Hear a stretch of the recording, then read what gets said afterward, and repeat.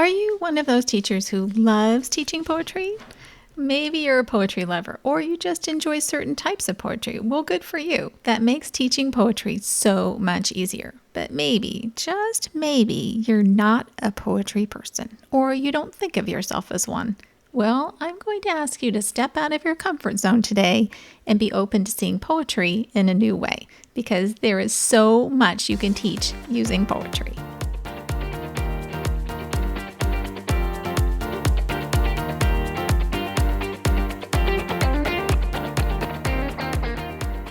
I'm Lisa Burns, a teacher success coach, veteran elementary teacher, and mom of 5. And this is the Teach Joyfully podcast.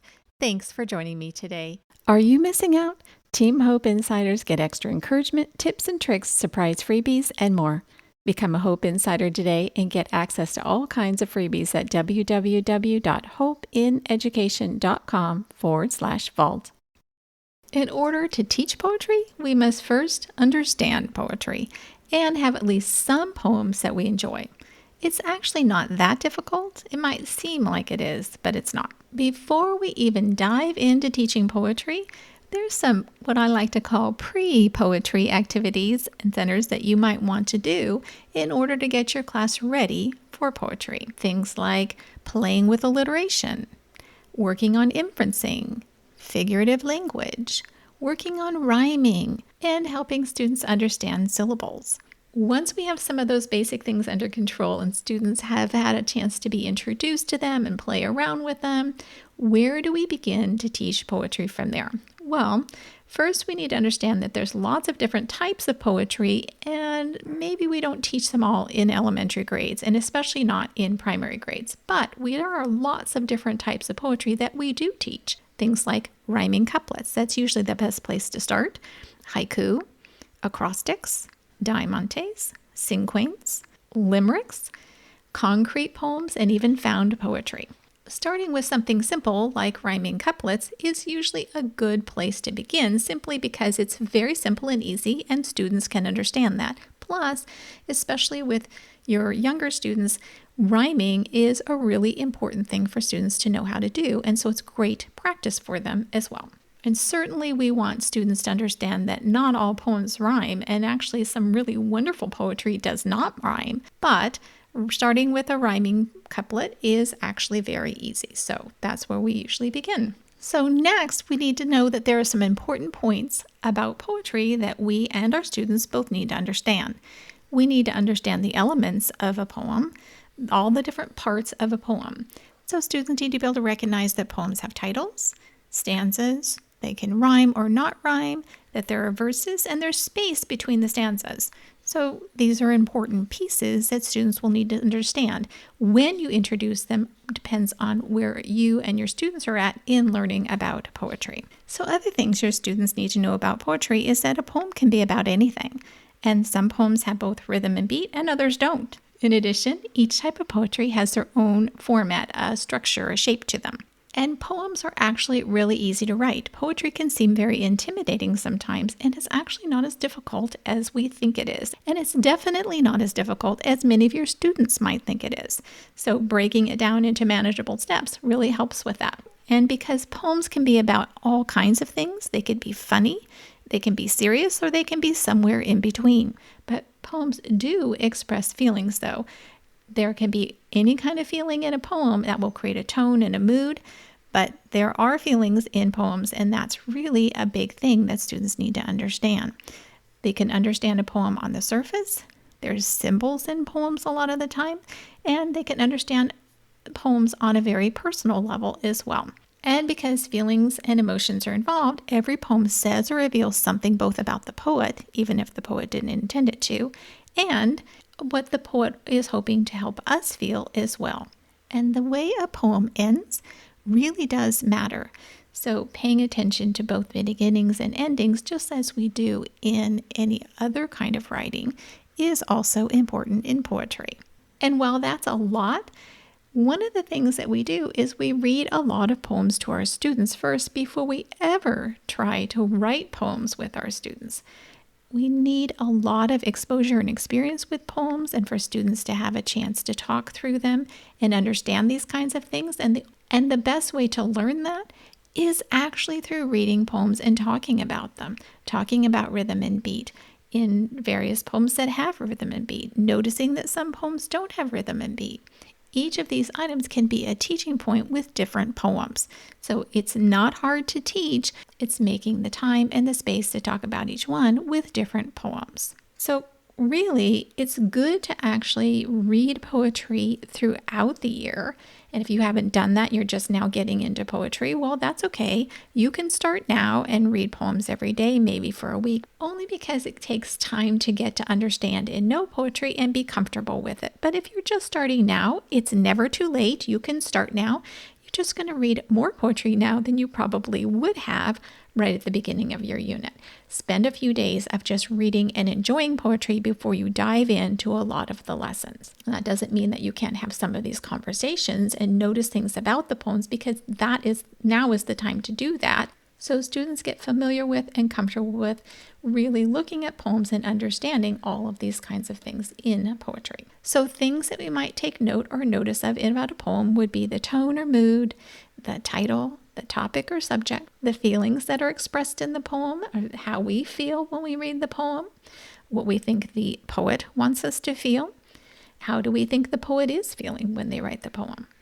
Lots of ways to think about feelings, the structure of the poem, the word choices that the poet made, rhyming and rhythm, line breaks, punctuation choices, the beginning and the ending. So lots of things to notice as you're just reading lots of poetry. Once you've had a chance to really immerse yourself in poetry, then you can start really digging deeper. So read a wide variety of poetry, not just one style of poetry, not just one poet. Really try to bring in a lot of variety of poetry so that students not only get a feel for different types of poetry, but get a feel for what they like too. So what else can you teach with poetry? Well, you can also teach some skills like syllabication, fluency, word choice, rhyme and phonics, visualization, inferring, onomatopoeia, alliteration, figures of speech, and all kinds of other comprehension skills. Now that we've talked about all of these little pieces that you're kind of introducing your students to and you're talking through as you're introducing them to poetry and you're immersing them in poetry, now it's time to actually really dig deep and start teaching poetry.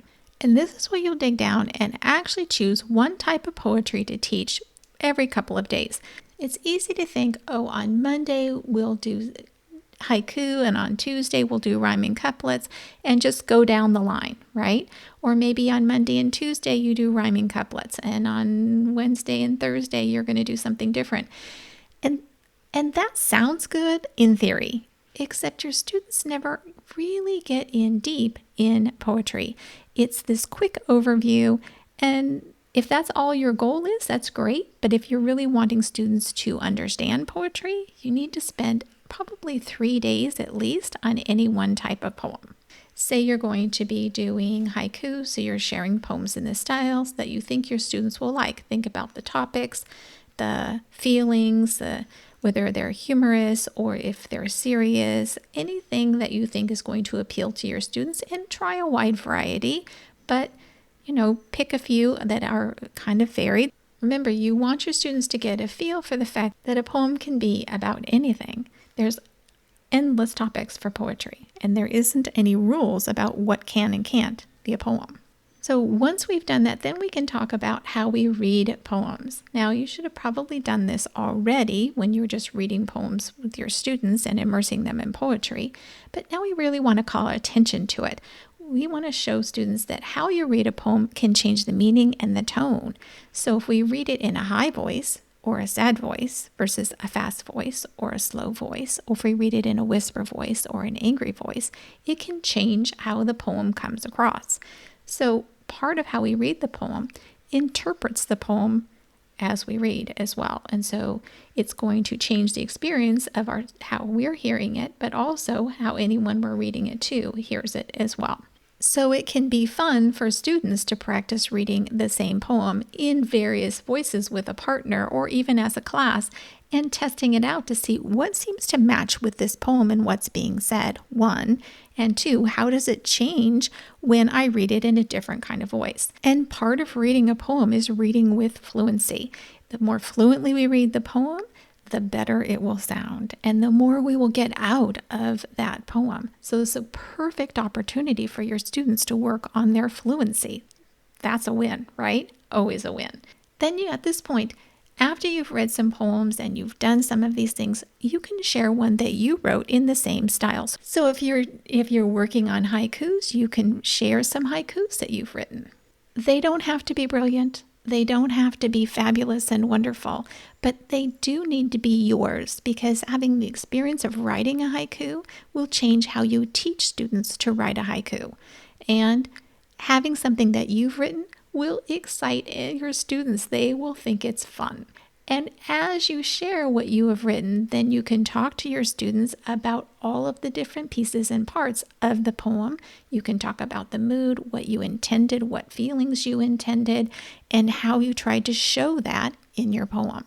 This is breaking down a poem from the poet's point of view, and it's so valuable for students to see this, because then they get the idea that they need to have intentions as they write as well. I think too often we jump right into writing poetry without understanding and enjoying poetry first, and that often can ruin poetry for students. And it can also cause them to struggle some with poetry, probably more than they need to. So at this point, what you're doing is you're teaching students how to read a poem, reading the title, reading straight through, and then you're going to ask questions. Who or what is the poem about? What is the tone or mood? What do you think the author wants you to feel? And you want to ask, what do you feel when you read this poem or hear this poem? Have students practice visualizing the poem as you read it. Read it through another time and have them visualize. What do you see? What is it? What pictures are in your head as you're listening to these words and to this poem? You can talk about what type of poetry it is. Is it a haiku? Is it a rhyming couplet? Is it a diamante? What kind of poem is it? And then you can talk about the elements of poetry that you see in the poem, whether it's elements of that type of poetry or just elements of poetry in general, like title, lines, stanza, spaces, those pieces as well. So you want to talk about both. But there are elements of poetry for every type of poem too. And I actually have a poetry packet that you can take a look at that has a definition and the structure for each type of poem that I teach. And it's helpful to have a poster or anchor chart with the elements of each type of poem on it, simply because that helps students understand that what the structure is and what the elements are for that type of poetry. Otherwise, it gets a little complicated. So you can have it, lay it out, and students can refer back to that. I actually like to have it in a poster form, but I also like to have it in a smaller format so they can put it in a little poetry book, or they can put it in their reader's notebook so that they have that to refer back to on their own as well. All right, now you've gotten to this point. You've been analyzing some poetry, talking through it, asking lots of questions. We can start planning together how to write a poem, and we're going to write one together. So use a planning page that has the elements of that type of poetry that you're going to write and a framework. So you can choose a topic. You can start brainstorming what kinds of vocabulary you might want to use based around that topic, whether or not you need rhyming words or don't need rhyming words, all of those pieces that you're going to need for this type of poem. Some poems say, oh, you need a noun, you need some adjectives, you need some verbs, some ing words. There's different types of things you need in different types of poems. And so make sure that you can go through and see what kinds of things do we need. What words can we think of that might go with this? And then you can begin, once you've done all that planning, to write a poem together. And as a next step, once your poem's done and you've read it, you've enjoyed it, I love actually taking some of the other words that you brainstormed and try substituting them in and writing variations on the poem that you wrote together, just to see how that changes the poem. I think this is really fun and informative for students to see that words matter. And so this is a great lesson on word choice and voice because it really does matter and it makes a difference. And poetry is such an easy format to do this in. Then you can move into having students write one of their own or writing a poem in partners. They can plan and then write the final copy. And then it's so much fun to share. Have a little mini poetry reading with just your class and take the time to really enjoy everyone else's poems. And you can continue practicing the same type of poetry for a few days before moving on. And then you go back and you can do it all over again with a different type of poetry. So a quick recap. There are 8 types of poems typically taught in elementary grades. There are specific things that we take notice in a poem, from structure, whether they're rhyming or not, word choice, feelings, all kinds of things. So make sure you make time to really immerse your students in poetry and talk through those things before you really start digging deep into specific types of poems. Then we usually begin with rhyming couplets. Haiku is also a good place to start. And we don't introduce a bunch of different styles too quickly. It's too confusing. We need to practice, enjoy, and sit with one style for a minute before we move on. It's so much more enjoyable, and students start to feel more confident and ready to tackle the next type of poetry once they feel like they've gotten one under control. Have lots of examples and books ready. Immerse your students in poetry so that they can understand poetry and enjoy poetry.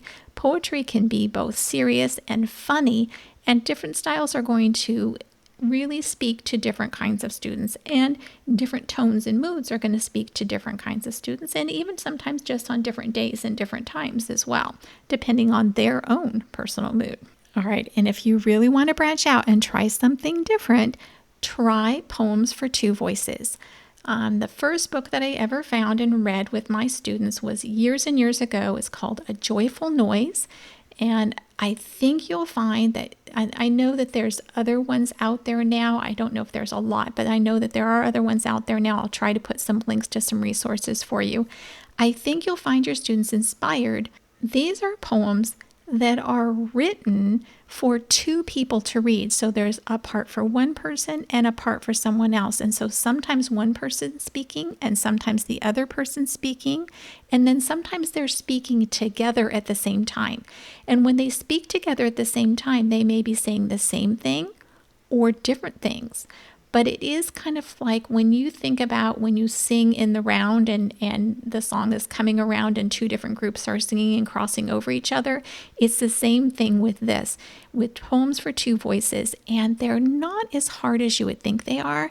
They are very fun, and it is a cool effect. And I think you find your students are inspired to write together and give it a go once they've had some more experience with poetry. It's a really fun technique. I have some resources for poetry. I do have a poetry packet for teaching poetry that has all kinds of frames and things in it that you can take a look at. In addition, I will link some anchor charts for you, and I'll put in a free book list for you too. There's some wonderful poetry books that I think that you will enjoy and your students will enjoy. And hopefully that's something that will help you really dive in and get started and find what you're looking for as far as poems to share with your students. As sometimes when you don't know a lot about poetry, or when you're looking for poetry for children, what is presented to you can be quite limited when there really is so much available and really great stuff, but picking through it sometimes can be hard. So I'll make sure I get that list together for you so that you have a quick reference on some suggestions on where to begin. And once you get started, I think you'll find that more and more options will start to pop up, and you'll find other things by similar poets and authors that you like as well. Now remember, all the links to the resources mentioned in this episode will be in the show notes on my website at www.hopeineducation.com/podcast. You can grab all the freebies in the vault. As always, that link will be in the show notes as well. So that's it for this episode of the Teach Joyfully podcast, my teacher friends. My sincere thanks to you, my listeners, for tuning in, and for all those of you who have taken the time to post a review. Email me your thoughts or DM me on Instagram with your feedback and topic requests. You can find the show notes and all the resources mentioned in the episode on my website at www.hopeineducation.com/podcast. And remember, a happy teacher is a good teacher. Until next time, teach joyfully and take care of you.